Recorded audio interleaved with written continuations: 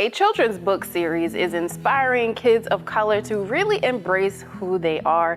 And joining us now, she's the founder and author of Kids Like Mine, LaTasha Perry. Hi. Hi. Yes, thank you so much for coming, because I feel like it's so important for our kids to really embrace who they are, and especially with social media, it's so many different ways to misconstrue who you are because of that content that you're taking in. But I want to talk to you about your book series. Yes. Okay, so first let's start how you kind of got into this. You told me that your first book was in 2015. Yep.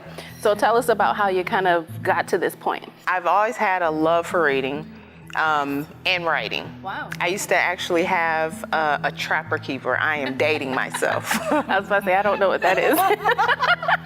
But I used to have a trapper keeper, a binder, where I kept stories and poems. Oh, wow. And life happens, became a wife and a mom, and you know, we kind of pushed things on the back burner. And so fast forward, I had my third child.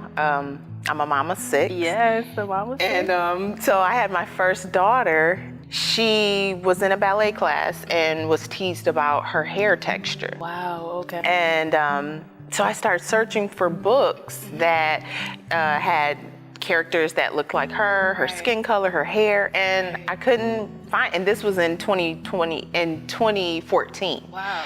Couldn't find any, and I was just like, wow. And to think that still that long, 2014, there was still nothing. Absolutely, you could find. right. Wow. And so I was like, you know what? I think I'm gonna just create a book for her and for kids that look like her.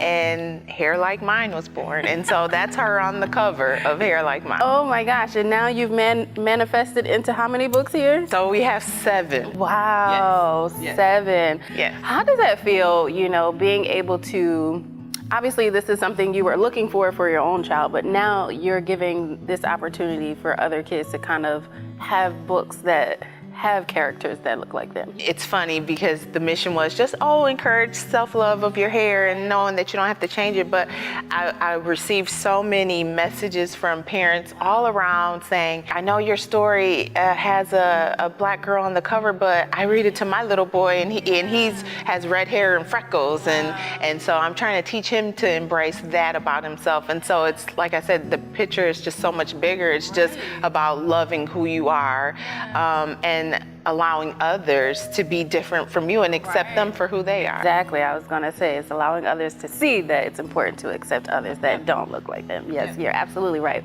Well, my next question is, you know, why do you think representation, you know, even back then it was important, but why do you think is even more important now? Kids have so much more access than what we had growing up.